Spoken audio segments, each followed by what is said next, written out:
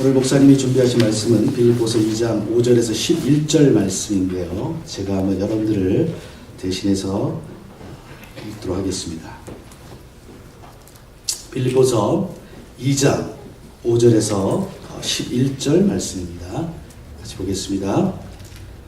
너희 안에 이 마음을 품으라. 곧 그리스도 예수의 마음이니 그는 근본 하나님의 본체시나 하나님과 동등됨을 취할 것으로 여기지 아니하시고 오히려 자기를 비워 종의 형체를 가지사 사람들과 같이 되셨고 사람의 모양으로 나타나사 자기를 낮추시고 죽기까지 복종하셨으니 곧 십자가에 죽으심이라.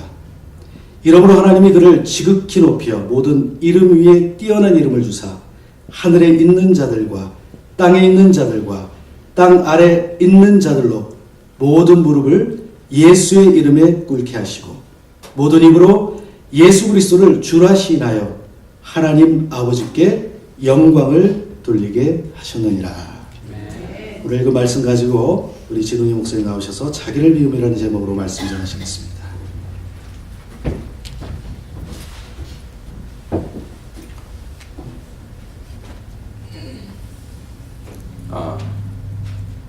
초가 4개가 켜져 있는데 3개만 불이 들어와 있습니다. 대강절 초라는 것을 다 짐작하시겠죠. 대강절을 4주 앞두고 촛불을 하나씩 켜가는 것이 교회의 전통이었습니다. 한 주 후면 저희들이 성탄 예배를 드리게 되는데 크리스마스는 다른 날이 아니라 그 본질적으로는 하나님이 사람이 되시는 그날을 기념하는 날입니다.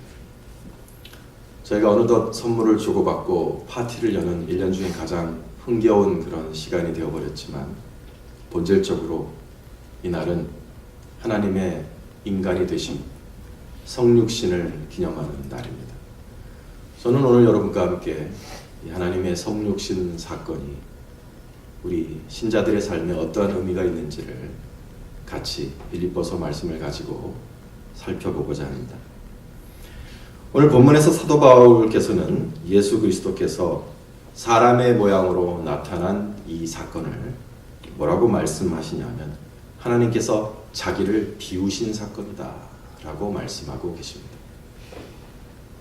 그는 근본 하나님의 본체시나 하나님과 동등됨을 취할 것으로 여기지 아니하시고 오히려 자기를 비워 종의 형체를 가지사 사람들과 같이 되셨고 사람의 모양으로 나타나사 자기를 낮추셨다 하셨습니다. 이 땅에 작고 연약한 아기로 태어나신 예수님은 본래 하나님이셨습니다. 그분이 성육신 전에 가지셨던 영광스러운 모습, 하나님과 동등된 모습, 하나님의 본체와 같으신 그 모습을 어디에서 볼 수 있는가? 구약 곳곳에서 볼 수가 있습니다. 창세기 2장에 사람을 지으시고 그 사람을 가까이 하시며 동산에 거니셨던 바로 그분.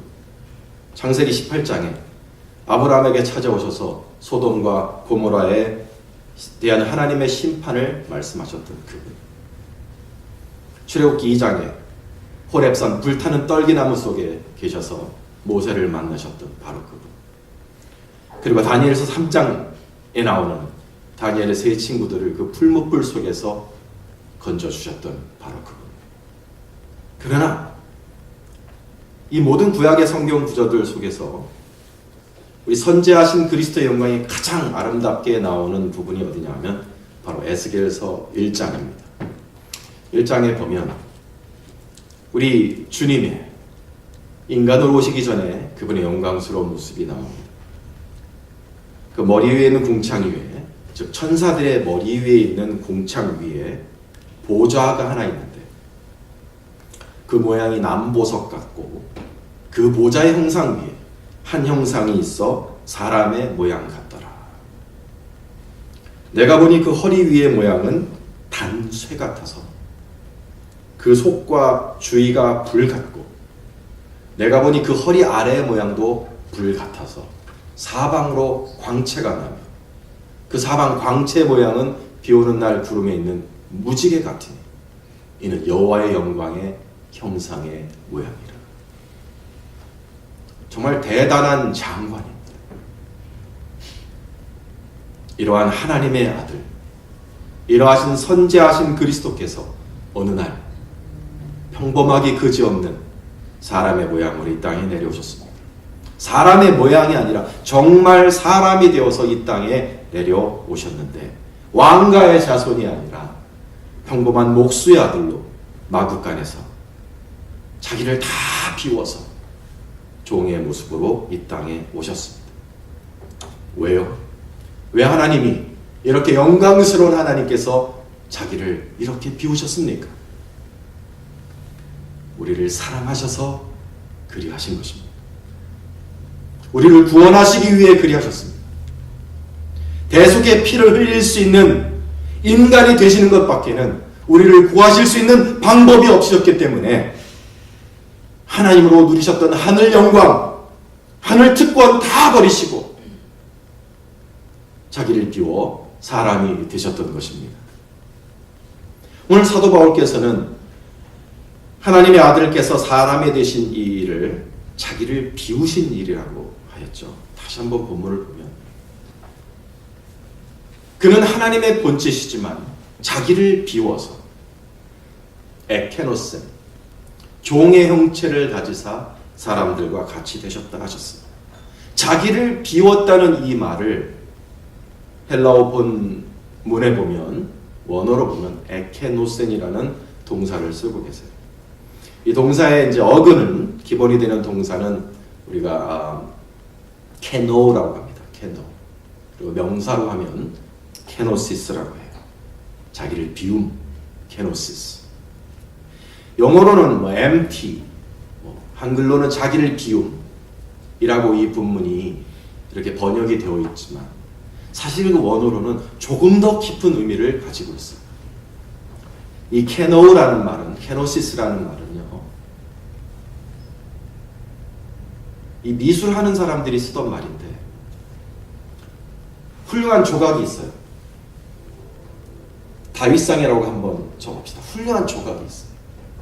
근데 그 조각이 마음에 들지 않든지 어떤 이유에서든지 망치와 정을 가지고 그 조각의 얼굴을 쪼갭니다. 떠냅니다. 정을 가지고 그 얼굴을, 형체를 알아볼 수 없도록 이렇게 파내는 거예요. 아름다웠던 조각이 그렇게 망과 정치로 다 쪼개어져서 결국 아무것도 남지 않은 그 허무한 그 느낌, 바로 그것을 케노시스라고 하는 거예요. 다 파내어 없애버린다는 뜻입니다. 영광스러웠던 것을, 영예로웠던 것들을 다 파내고 쪼개서 없애버린다는 뜻입니다. 아름다움이 사라지고 영광이 사라진 그 허무한 느낌을 케노시스라고 합니다. 공허하다. 그래서 영어의 정확한 표현은 void라는 말이 있죠. 그리스도께서 인간으로 이 땅에 오신 이 성탄절은 우리의 입장에서는 평화와 기쁨의 시간이지만 하나님의 아들의 입장에서는 케노시스의 시간, 즉 가졌던 모든 영광과 명예와 능력을 다 내려놓고 포기하고 깎아버려서 없애버리고 허무하게 모든 것이 사라진 그 느낌으로 이 땅에 오신 시간, 즉 자기 비움의 시간이었습니다. 하나님께서는 오늘 이 말씀을 듣고 있는 우리들에게 너희도 이 그리스도 예수의 마음을 함께 품으라고 말씀하고 계십니다. 2장 5절의 말씀에 너희 안에 이 마음을 품으라. 곧 그리스도 예수의 마음이니. 우리 같이 한번 읽어볼까요? 한 번만 같이 한번 읽어보겠습니다. 시작. 너희 안에 이 마음을 품으라. 곧 그리스도 예수의 마음이니. 이 케노시스의 마음, 자기를 비운 이 그리스도의 마음을 품으라는 것입니다. 구원받은 너희들은 이제 이러한 그리스도의 모습을 닮아가는 자로 살아라. 너희는 자기를 비운 그리스도 예수의 마음을 품고 살아라. 우리 하나님께서 우리에게 이렇게 말씀하고 계십니다. 주님께서는 공생애 동안에 이런 말씀을 수차례 하셨어요. 너희가 자기를 부인하고 자기 십자가를 지고 나를 좇지 않는다면 나의 제자가 될 수 없느니라. 이런 말씀을 자주 하셨죠. 예, 주님께서 말씀하신 그 자기를 부인한다는 말과 오늘 사도 바울께서 말씀하신 자기 비움이 같은 의미를 가지고 있습니다. 같은 맥락의 말인 것입니다. 하나님은 지옥에 가야 마땅한 우리들을 구원하사 천국의 시민으로 만드셨고 이제 의롭다 칭하셨고 하나님의 자녀라고 칭하고 계십니다. 우리는 이미 의로운 하나님의 자녀입니다. 우리는 이미 더 이상 올라갈 데가 없는 영예로운 자리에 올라간 천국 시민인 줄로 믿습니다. 우리가 지금은 우리가 가진 이 영예를, 우리가 가진 이 영광을, 하나님의 자녀라는 천국 시민이라는 이 영예와 영광을 지금은 우리는 알지를 못합니다. 로마서 8장 18절 말씀처럼 현재의 고난은 장차 우리에게 나타날 영광과 비교할 수 없는 일. 장차 나타난다고 했습니다. 우리에게 있는 영광은 장차 나타나는 것이지 현재는 때로 세상 사람들보다 못할 때가 있어요. 세상 사람과 다 똑같이 보입니다. 우리가 하나님의 자녀인지 마귀의 자녀들과 같은 세상 사람들과 우리는 전혀 구분이 되지 않습니다. 왜냐, 아직 우리의 영광은 아직 나타나지 않았기 때문입니다. 그러나 주님이 오실 그날에 그 영광이 드러날 것입니다. 이것을 믿으십니까? 정말 우리가 이것을 굳세게 믿는다면, 진짜 이것을 우리가 믿는다면, 장차 장래 우리의 영광이 나타날 것을 여러분 분명히 믿는다면 나를 비울 수 있는 용기를 가질 수 있습니다. 나를 비우는 게 그렇게 두려운 일은 아니에요. 왜냐? 우리는 이미 올라섰고, 우리는 이미 등록되었고, 우리는 이미 입양되었고, 장차 우리에게 임할 하나님의 영광은 확실한 것이기 때문입니다. 그래서 비울 수 있어. 그렇지 않습니까, 여러분? 우리가 이미 의로워졌고, 이미 하나님의 자녀가 되었고, 이미 영원토록 누릴 영생과 영광이 나를 위해 준비되어졌다는 것을 정말 믿는다면 우리에게 남은 인생은 비우면서 살 수 있지 않습니까, 여러분? 비우면서, 비워지면서, 케노시스의 길을 가면서 깎아지고 험한 느낌이 들도록 그렇게 살아간들 슬플 것이 뭐가 있겠습니까? 이미 다 이루었는데, 이미 영광을 이미 얻었는데, 이미 구원은 확정되었는데, 영광이 나에게 다가오고 있는데 비우는 것이 뭐가 슬프겠어요? 오히려 주님의 길을 따라간다는 기쁨으로 살아갈 수 있지 않겠습니까, 여러분? 우리에게 남겨두신 인생은 영광을 추구하는 시간이 아니다. 우리에게 남겨두신 인생은 영광을 추구하는 인생이 되어서도 안 되고 영광을 누리는 시간도 아닙니다. 우리 주님께서 우리에게 원하시는 인생은 비우는 시간입니다.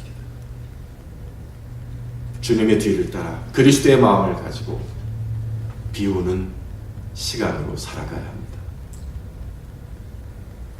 그렇다면 우리가 자기를 비운다는 것이 구체적으로 무엇일까요? 주님은 하나님의 영광을 버리시고 인간이 되신 것을 케노시스라고 했는데 우리는 하나님이 아니지 않습니까?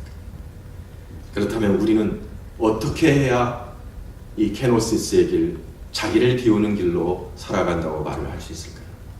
나머지 본문을 함께 살펴보면서 그 교훈을 한번 얻고자 합니다. 2장 7절로 8절의 말씀을 우리 같이 한번 보시죠. 오히려 자기를 비워 종의 형체를 가지사, 한 구절 한 구절이 중요합니다. 먼저 종의 형체를 가지셨어요. 사람들과 같이 되셨어요. 사람의 모양으로 나타나사 자기를 낮추셨어요. 그리고 죽기까지 복종하셨어요. 네 가지를 말합니다. 자기를 비워 종의 형체를 가지셨어요.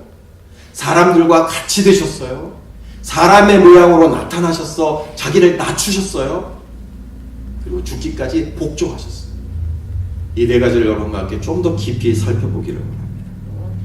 먼저 우리가 자기를 비운다는 것은 섬기는 삶을 가지는 것을 말합니다. 7절에 주님은 자기를 비워 종의 형체를 가졌다 하셨습니다.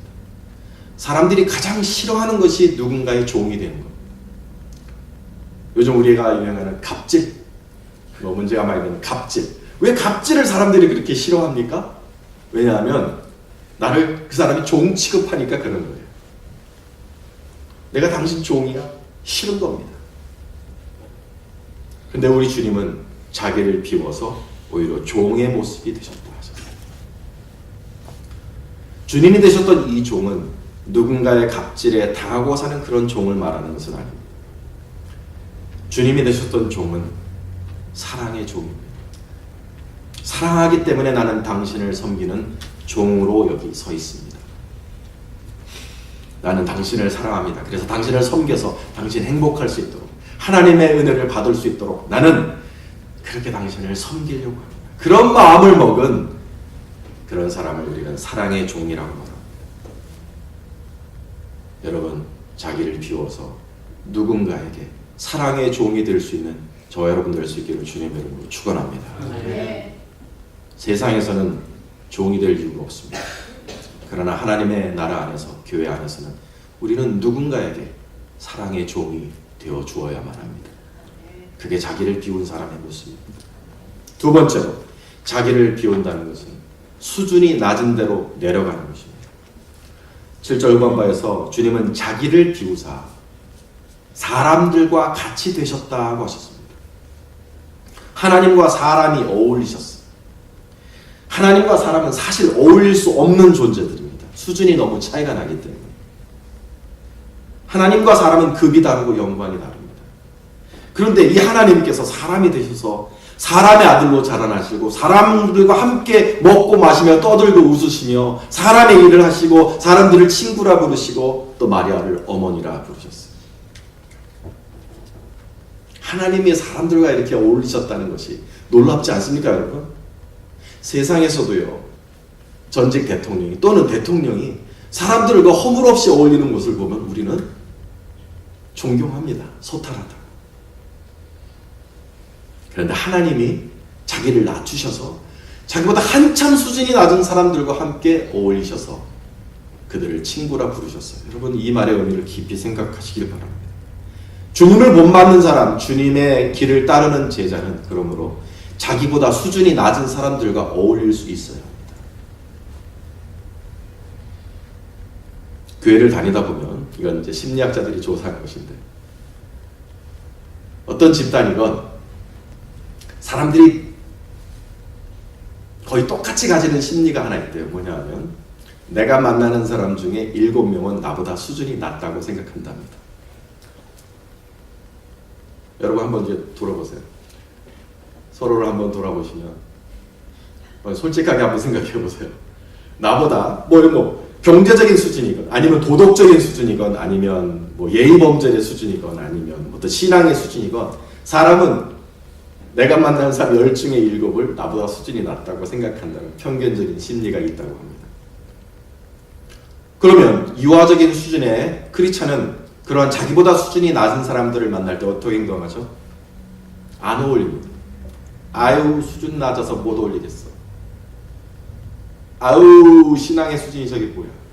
아우, 저 언어의 수준이 저게 뭐야. 좀 더 저급한 사람들은 아우, 저거 하고 다니는 꼬라지가 뭐야.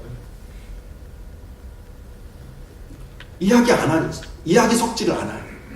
무시합니다. 어울리질 않아요. 관심을 두지 않고 가까이 하지 않죠. 그거는 여러분이 한 가지를 못 버려서 그런 겁니다. 자기의. 아직 자기가 비워지지 않은 거예요. 내가 아직 잘났다는 마음이 있는 것인데 자기의를 버리지 않을 때 나타나는 현상이 사람을 깔보고 어울리지 않는 겁니다. 수준 낮은 사람들과 잘 어울려야 자기를 비운 그리스도의 제자라고 말할 수 있습니다. 로마서 12장 16절 말씀에는 너희는 서로 마음을 같이하며 높은 데 마음을 두지 말고 도리어 마음을 낮은 데 처하며 스스로 지혜 있는 채 하지 말라. 영어 성경으로 보면 좀 더 의미가 분명해요. 너희는 높은 사람들과 어울리려고 하지 말고 낮은 사람들과 어울리도록 노력하라 라고 되어 있죠. 사랑하는 여러분, 스스로 수준 높다고 생각하지 말고 수준 낮은 사람들을 친구로 소탈하게 대해줄 수 있는 저와 여러분 될 수 있기를 축원합니다. 세 번째로 자기를 비운다는 것은 겸손한 마음을 먹는 것입니다. 주님은 사람의 모양으로 나타나서 자기를 낮추셨다 그랬어요. 자기를 낮추셨다.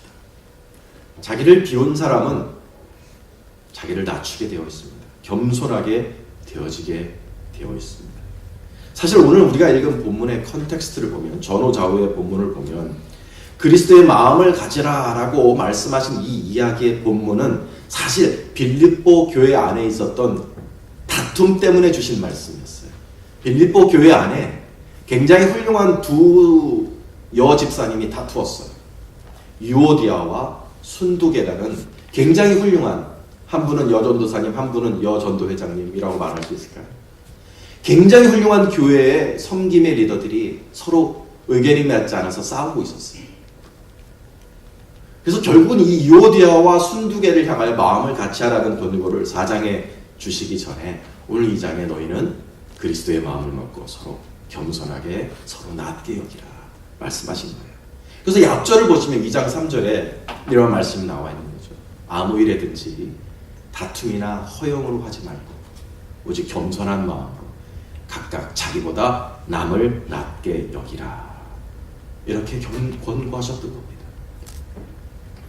그리스도의 비우심 케노시스를 본받고자 하는 사람은 무엇보다도 자기 의를 버려야 됩니다. 제일 먼저 버려야 될 게 돈이 아니에요.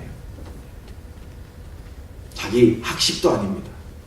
하나님이 원하시는 자기 비움은 자기 의를 버려야 하나님이 원하시는 자기 비움입니다. 내가 잘났다고 생각하는 생각. 그런데 여러분이 가장 잘 넘어가는 부분이 어딘지 아십니까? 내가 제일 옳다고 하는 생각. 내가 가장 바르게 생각한다는 그 생각. 내가 옳으니까 내 말을 따라야 한다는 그 고상한 갑질. 우리 크리스찬들이 그 고상한 갑질을 많이 해요. 그냥 내가 옳다고 생각하는 거예요. 그 자기 주장이 왜 이렇게 센지 모르겠어요. 이걸 버려야 돼요. 내가 낫다는 생각을 버려야 됩니다. 남이 나보다 낫다고 생각해야 돼요. 실제로 내가 더 나을 수 있어요. 그러나 하나님이 원하시는 것은 그럼에도 불구하고 너는 남을 더 낮게 생각하라. 내 이야기를 할 수는 있습니다. 그러나 남의 이야기는 더 잘 들어줘야 되는 거예요. 10마디 말을 들어주고 나서 1마디 말을 하라는 말이 있고, 인간에게는 입이 하나인데 귀가 2개라는 것을 기억하라 라는 격언도 있습니다. 자기보다 남을 낮게 여기는 건 쉬운 일 아니에요. 왜냐하면 내가 제일 똑똑해 보이거든요. 그러나 이 마음을 비워야 돼요. 이 마음을 비워야지 케노시스, 이 비워진 케노시스 속에서 그리스도의 향기가 나고, 그래야 사람들이 좋아하고 하나님께 사랑을 받게 되어 있습니다. 마지막으로 자기를 비운다는 것은 하나님께 복종하는 것을 말합니다. 주님은 자기를 비우사 죽기까지 복종하셨다 하셨어요. 자기를 비우면 하나님께 복종하게 되어 있습니다. 복종하지 않고서 어떻게 자기를 비웠다고 말할 수 있어요? 복종한다는 것은 내가 주장하고 내가 고집하는 것을 내려놓는다는 뜻이죠. 예수님 살고 싶으셨어요.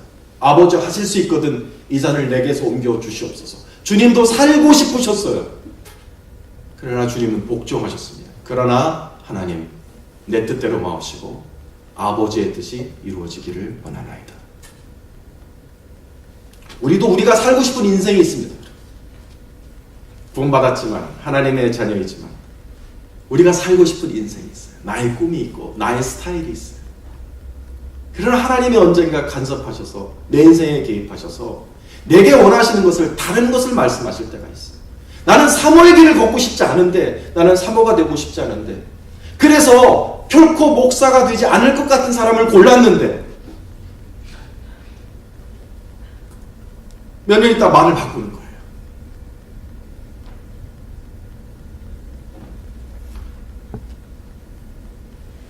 분명히 내가 살고 싶은 인생이 있지만 하나님이 내게 다가오셔서 내게 도전하시는 것이 있을 때, 여러분 그때 내 뜻을 접고 하나님의 뜻을 받는 것이 그게 복종입니다.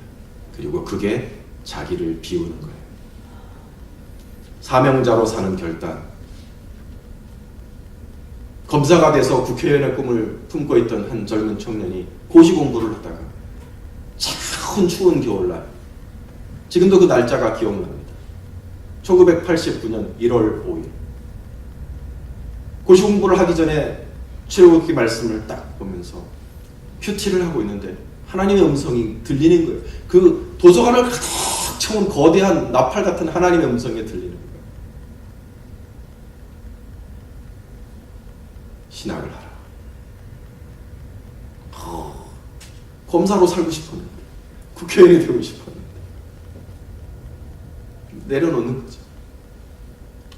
그 큐티 일기장이 눈물로 젖어서 홍건하게 꾸깃꾸깃해져.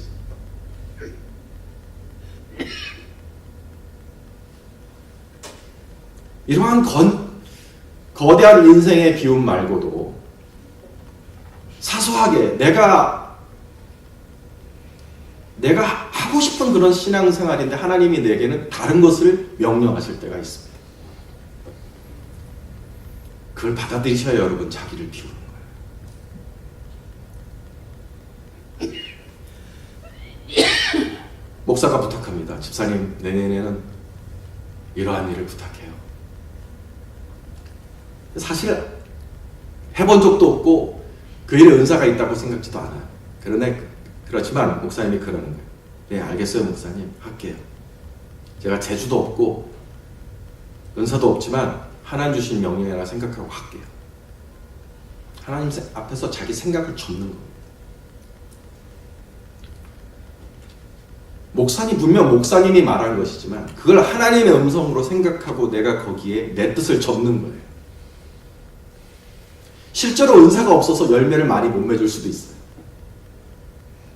그러나 중요한 것은 순종했다는 것입니다. 중요한 건 자기를 비웠다는 거예요.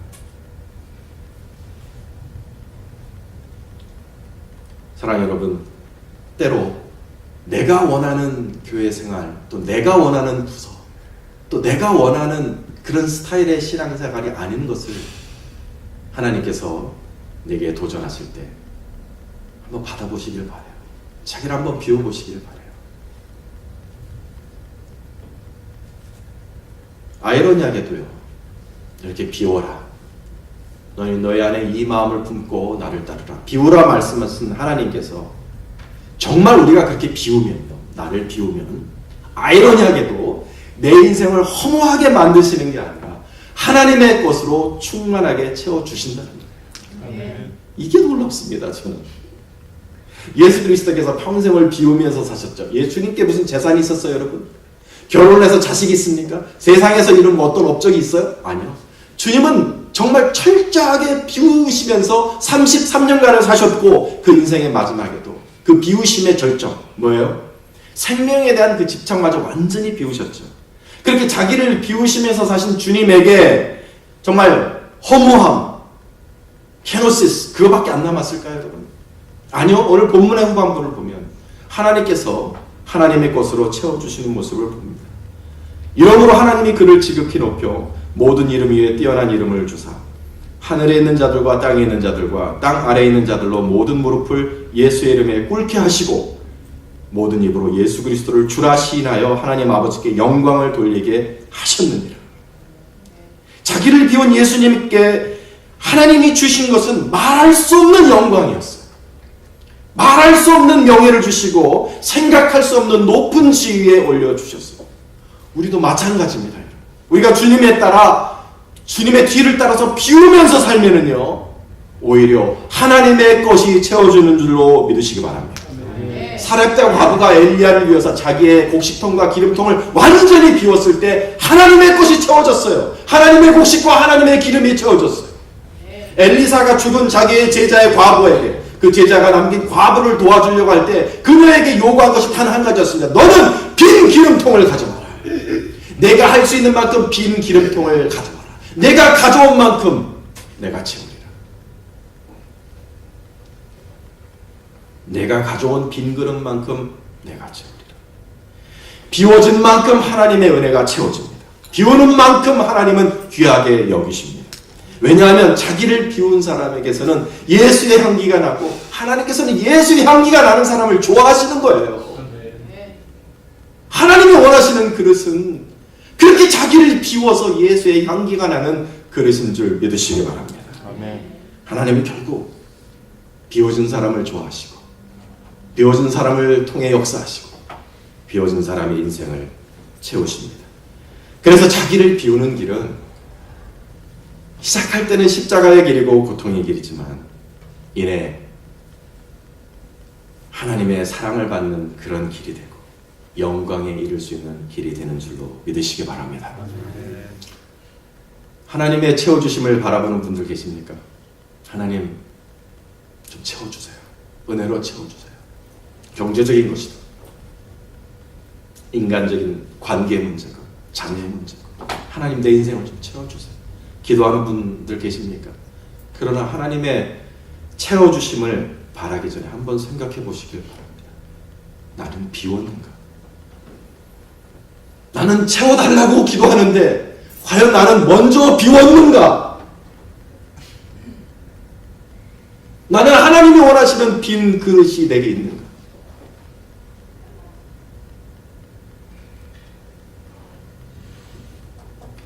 하나님 내 인생에 신선하고 달콤하고 좋은 걸 좀 채워주세요. 사이다 같이 좀 시원한 걸 좀 채워주세요. 하지만 이게 내 마음입니다. 된장이 들어있어요. 여러분 된장 사이다 맛을 아십니까? 된장에 사이다를 보면 어떻게 될까요? 여러분께 보여드리겠습니다.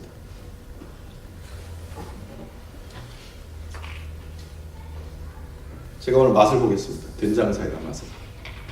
된장이 있는 곳에 신선한 사이다가 부어지면 어떤 맛이 날까? 왜 하나님이 된장이 있는 곳에는 사이다를 안 부어주실까? 제가 보여드리겠습니다. 오.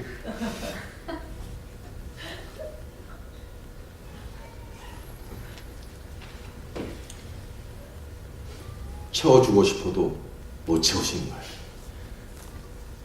비워지지가 않으니까. 이상한 맛이 나니까.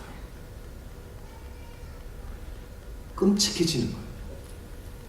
비워야 될 걸 비우지 않은 상태에서 하나님이 채워주시면 끔찍한 맛이 되는 것입니다. 하나님의 축복이 아닌 거예요. 비워야 돼요. 비우면 이렇게 예쁜 색깔 나고요.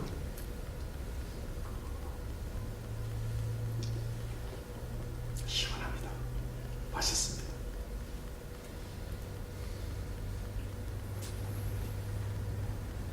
여러분 인생의 컵에 된장을 먼저 비우시기 바랍니다. 하나님이 반드시 신선하고 좋고 영광스러운 것으로 채워주실 줄로 믿습니다. 아멘. 주님의 성육신을 축하하며 감사하는 이 성탄절기에 우리 다시 한번 자기를 비우며 이 땅에 내려오신 그리스도 우리 주님의 마음을 생각해보며 그 발자취를 따라갈 수 있는 저와 여러분 될 수 있기를 주님의 이름으로 축원합니다. 아멘.